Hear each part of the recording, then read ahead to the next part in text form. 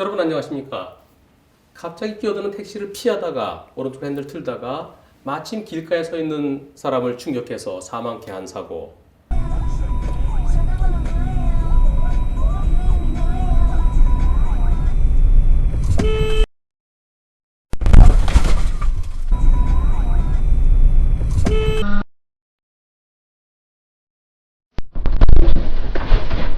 운전자는 긴급避난을 주장했지만은 법원에서는 유죄 판결을 했고, 그에 대해서 많은 분들이 뉴스에 대한 댓글, 또 유튜브 한문철 TV에 올린 내용에 대한 댓글들이 많이 있었습니다.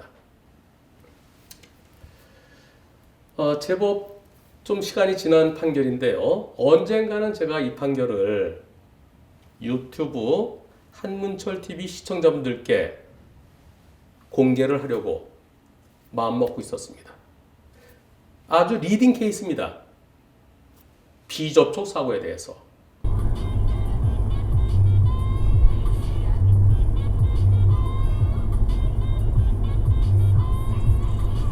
야야야.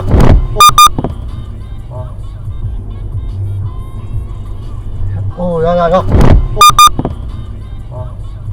어떤 사고인지 파악이 되시죠? 다시 한번 볼까요? 불박차 2차로 가고 있는데요. 저 앞에 비보 좌회전할 차가 있으니까 다른 차들이 이쪽으로 옮깁니다. 차 옮기고요. 또 한 대 옮겼죠? 요 차가 여기서 나옵니다. 여러분들 피할 수 있습니까? 이곳 제한속도 시속 50km입니다. 시속 50 정도로 달릴 때 여기서 차가 나오면 이 거리가 얼마나 될까요?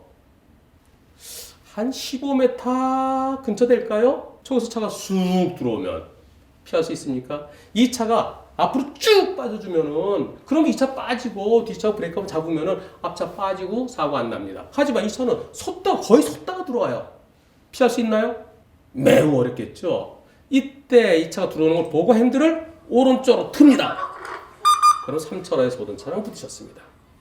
이 사고 보험사가 몇 대 몇 주장했을까요? 비접촉은 100대 0은 없어. 70대 30이야. 그래서 소송 갔습니다.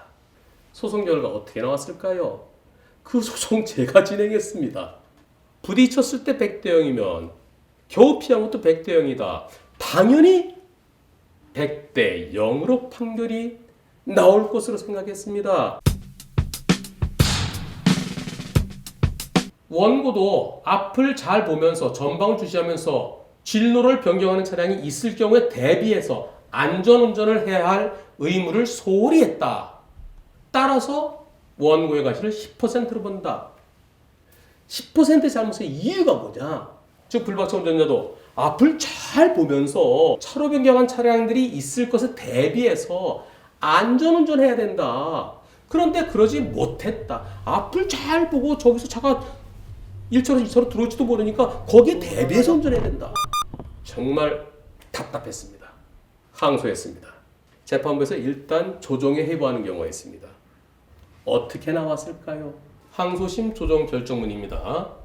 아래와 같이 결정한다. 불박차 운전자 원고는 자신이 무과실이라고 주장하지만은 동영상을 보니 그 차 앞에 두 대의 차가 서 있었다.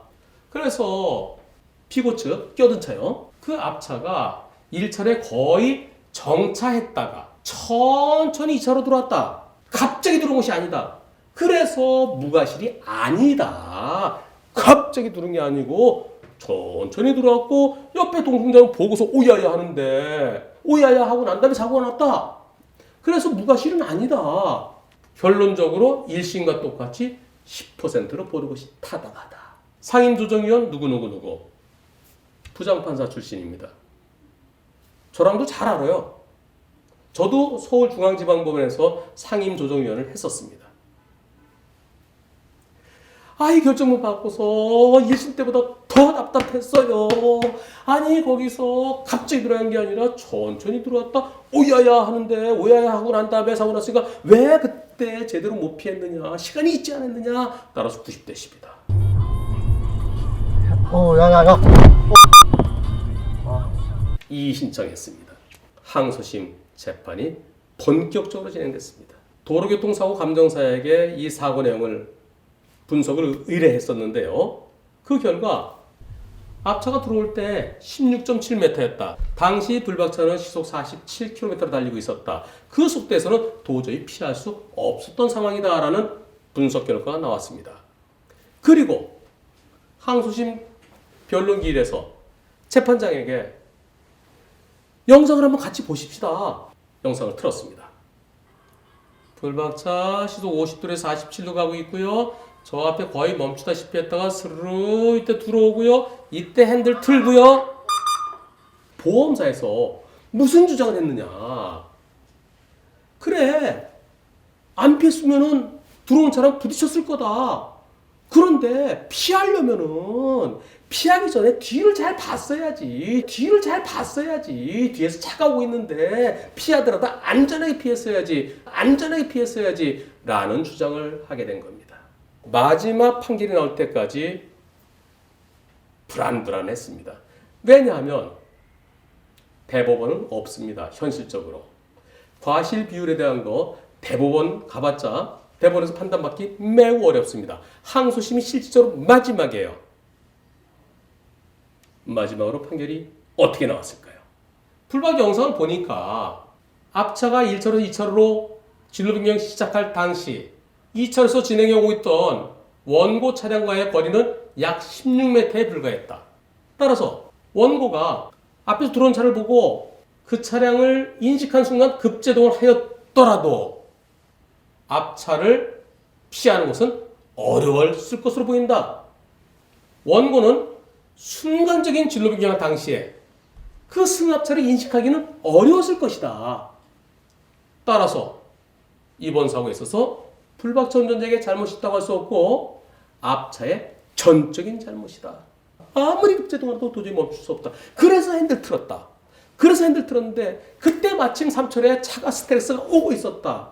급히 핸들 트는데 스트레스가 있는지 없는지 언제 그걸 살피느냐. 결국은 앞에서 껴든 채 100% 잘못이다. 불박차 잘못이 없다.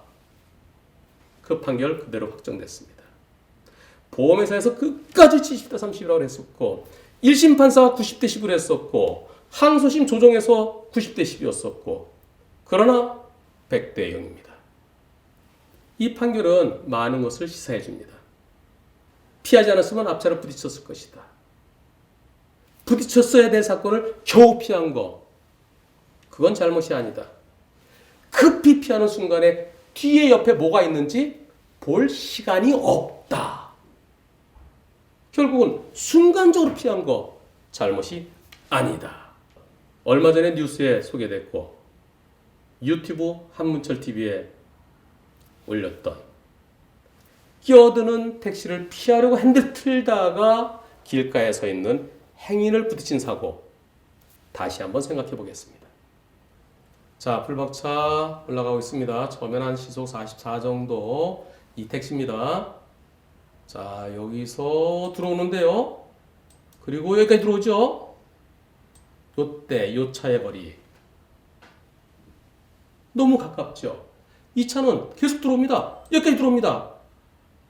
피하지 않았으면 어떻게 했을까요? 부딪힐 수밖에 없지요. 그래서 피한 건 잘못이 아니다. 피하면서 그 짧은 순간에 뒤에 뭐가 차가 오네. 그것을 파악할 시간적인 여유가 없었다. 급할 때는 돌릴 수밖에 없다. 그 순간적인 상황에서 길가에 사람이 서 있는지 안 서 있는지 과연 그것을 판단해서 옆으로 안전한 곳으로 피할 수 있겠습니까? 그럴 수 있다면 그는 인간이 아닙니다.